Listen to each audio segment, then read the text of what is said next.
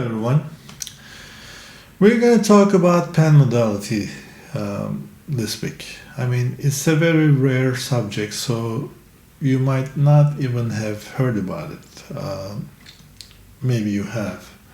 Doesn't matter, but it's rarely been talked about. So we're going to talk about Pan Modality. What is Pan Modality? Okay. Pan Modality is you take a certain mode, you pan around inside it with chords, with arpeggios, and the usage of this when somebody is playing a modal song, you can use these on a modal song, or if you're pedaling on a tonal center dominance. Okay, actually for that specific subject, like pedaling on a tonal center dominant, I've made a video before, and it's called Breaking Out of Changes for that occasion. Okay, and here's the link, you can check it out. Let's start from something simple. Let's say C major scale, Ionian mode, right? How could we move around inside it? I mean, if you were to play C major 7, D minor 7, E minor 7, F major 7, G dominant 7, A minor 7, and B minor 7 flat 5 in a row and going up and down, or skipping, doesn't matter. That would be just moving around in a mode with chords, and that's called Pan Modality. Better yet, let's hear an example. Let's hear an example of what I'm talking about, so you'll know exactly what I mean.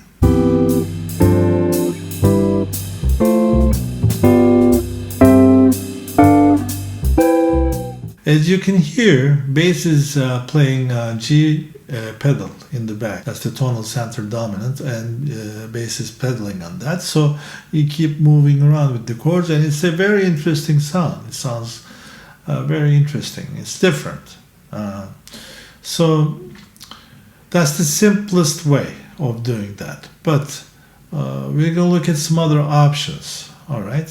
Instead of using the most basic versions of those chords, let's see if we can use some 11s, some colors, and then moving around with those. Okay. All right. This is what I mean by that. Here's another example.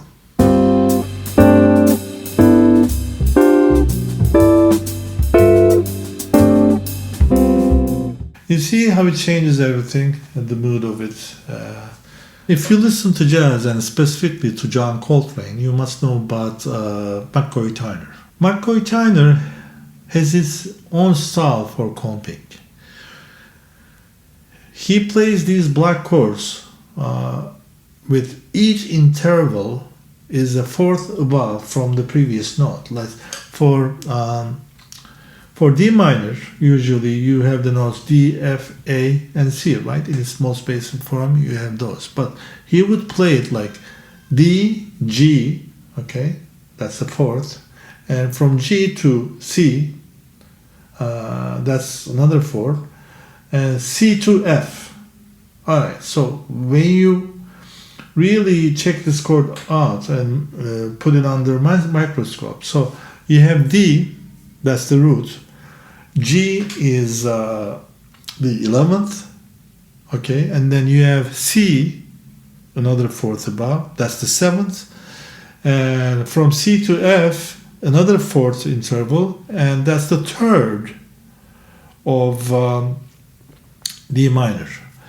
Okay, this kind of moving around with black chords, with fourths, is very easy to do on guitar. It's easier than piano.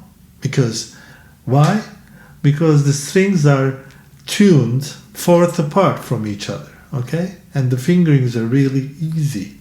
So, open string tuning, guitar has the E, and the bottom, second string is B, and then G, but after that, it's all fourths. Bottom four strings, okay? So it's really easy to play chord with McCoy Tyner voicings. I call them McCoy Tyner voicings because I haven't heard any other piano player do it as much and as distinctively as he does. Okay, that was his thing. That was McCoy Chords. That's how everyone knows it. Okay, so all right, let's play one example. You'll know what I'm talking about.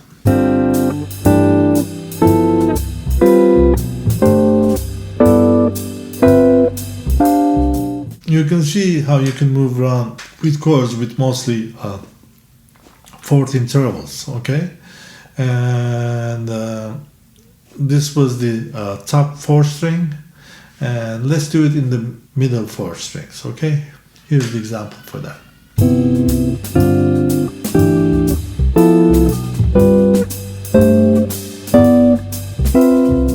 I mean, you've seen all these examples with chords. I'll show you one simple example. You probably heard similar stuff from other people with arpeggios, but you can complicate this arpeggio study using Pan Modality technique, a lot more complicated. But I'll just show you one example to get you started to show you what it means, okay? Here you go.